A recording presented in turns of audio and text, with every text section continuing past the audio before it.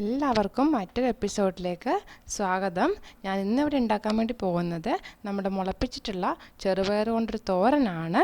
അതിനു മുമ്പായിട്ട് എൻ്റെ ചാനൽ സബ്സ്ക്രൈബ് ചെയ്യാത്തവരുണ്ടെങ്കിൽ സബ്സ്ക്രൈബ് ചെയ്യാനായിട്ട് മറക്കരുത്. അതിൻ്റെ ഒപ്പം ഇഷ്ടമായിട്ടുണ്ടെങ്കിൽ ലൈക്ക് ചെയ്യാനും ഷെയർ ചെയ്യാനും പ്രത്യേകം ശ്രദ്ധിക്കണം. ഇനി നമുക്കിത് എങ്ങനെ ഉണ്ടാക്കിയെടുക്കുന്നതെന്ന് നോക്കണം. ആദ്യമായിട്ട് ഞാൻ ചെറുപയർ ഒന്ന് മുളപ്പിച്ചെടുത്തിട്ടുണ്ട്.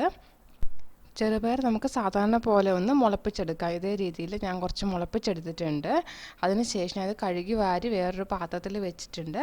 പിന്നെ നമുക്കിതിൻ്റെ കൂടെ വേറെ കുറച്ച് സാധനങ്ങളും കൂടെ ആവശ്യമാണ്. അതിന് വേണ്ടിയിട്ട് ഞാനിവിടെ എടുക്കുന്നത് കുറച്ച് തേങ്ങ വേണം, ഒരു 2 പച്ചമുളക്, കുറച്ച് ഇഞ്ചി കൊത്തി അരിഞ്ഞത്, 2 ചുവന്ന മുളക്, കുറച്ച് സവോള ഇതേപോലെ അരിഞ്ഞത്, 2-3 വെളുത്തുള്ളി, പിന്നെ കുറച്ച് കറിവേപ്പില. അതിനുശേഷം നമുക്ക് ഒരു പാത്രത്തിലേക്ക് കുറച്ച് വെളിച്ചെണ്ണ ഒഴിച്ചിട്ട് ബാക്കി സാധനങ്ങളൊക്കെ ഒന്ന് വഴറ്റിയെടുക്കാം. വെളിച്ചെണ്ണ ചൂടായതിന് ശേഷം കുറച്ച് കടുക് ആഡ് ചെയ്ത് കൊടുക്കാം.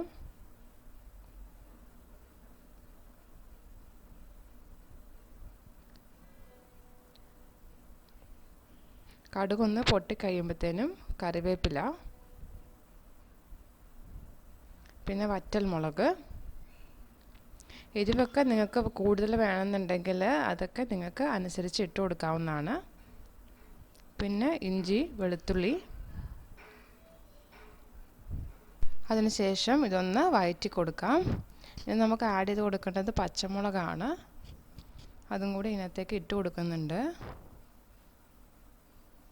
ഈ പച്ചമുളക് ഒന്ന് വാട്ടിയതിന് ശേഷം നമുക്ക് നമ്മുടെ സവോളയും കൂടി ഇതിനകത്തേക്ക് ഇട്ട് കൊടുക്കാം.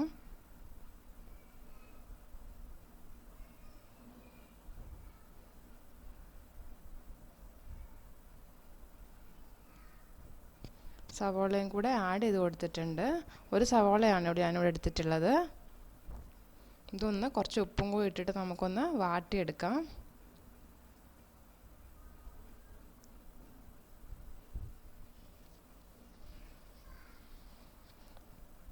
നമ്മുടെ സവോള ഏകദേശം ഒന്ന് വഴന്ന് വന്നിട്ടുണ്ട്. ഇതൊന്ന് അടച്ചു വെച്ചിട്ട് വേവിച്ചെടുക്കാം. അതായത് നമുക്ക് സവോള ഒന്ന് വേവിക്കാൻ വേണ്ടിയിട്ടാണ് ഇതൊന്ന് അടച്ചു വെച്ചിട്ടുള്ളത്. നമ്മുടെ സവോള ഇവിടെ വെന്ത് റെഡിയായി വന്നിട്ടുണ്ട്. ഇനി നമ്മൾ പൊടികളാണ് ഇതിനകത്തേക്ക് ആഡ് ചെയ്ത് കൊടുക്കേണ്ടത്. അത് മഞ്ഞൾപ്പൊടിയും മുളക് പൊടിയും മാത്രമേ ഞാൻ ഇതിനകത്തേക്ക് ഇട്ട് കൊടുക്കുന്നുള്ളൂ. ഒരു 1/2 സ്പൂൺ മഞ്ഞൾപ്പൊടിയും ഒരു 1/2 സ്പൂൺ മുളക് പൊടിയും. കാരണം ഓൾറെഡി ഇതിനകത്ത് എരിവുണ്ടാവും. കാരണം നമ്മൾ പച്ചമുളകും വറ്റൽമുളകും ഇതിനകത്തേക്ക് ആഡ് ചെയ്തിട്ടുണ്ടായിരുന്നു.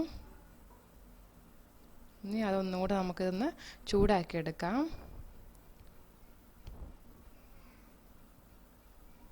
ഇതിന് ശേഷം നമുക്ക് ഇട്ട് കൊടുക്കേണ്ടത് പയറാണ്.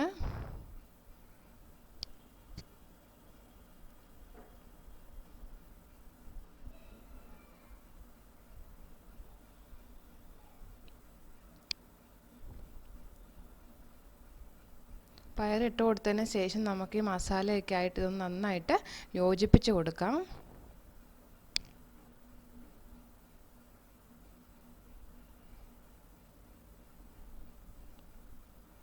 ഈ ചെറുപയർ നമ്മളിങ്ങനെ മുളപ്പിച്ച് കഴിക്കുന്നത് കൊണ്ട് പല ഗുണങ്ങളും ഉണ്ട്.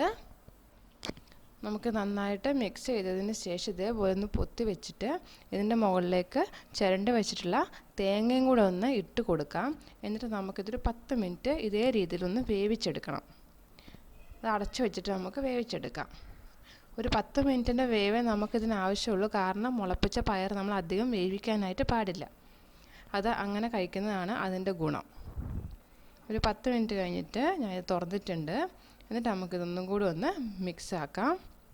നമ്മുടെ പയർ വെന്ത് റെഡി ആയിട്ടുണ്ട്. ഞാൻ പറഞ്ഞല്ലോ അധികം വേവിക്കാനായിട്ട് പാടില്ല. നമ്മുടെ ചെറുപയർ തോരൻ ഇവിടെ റെഡിയായി. നല്ല ടേസ്റ്റിയുമാണ്, നല്ല ഹെൽത്തിയുമായിട്ടുള്ളൊരു തോരനാണ് മുളപ്പിച്ച ചെറുപയർ തോരൻ. എല്ലാവരും ഒന്ന് ട്രൈ ചെയ്ത് നോക്കണം. ഇഷ്ടമായിട്ടുണ്ടെങ്കിൽ എൻ്റെ ചാനൽ സബ്സ്ക്രൈബ് ചെയ്യാനും ലൈക്ക് ചെയ്യാനും അതുകൂടാതെ ഷെയർ ചെയ്യാനും മറക്കരുത്.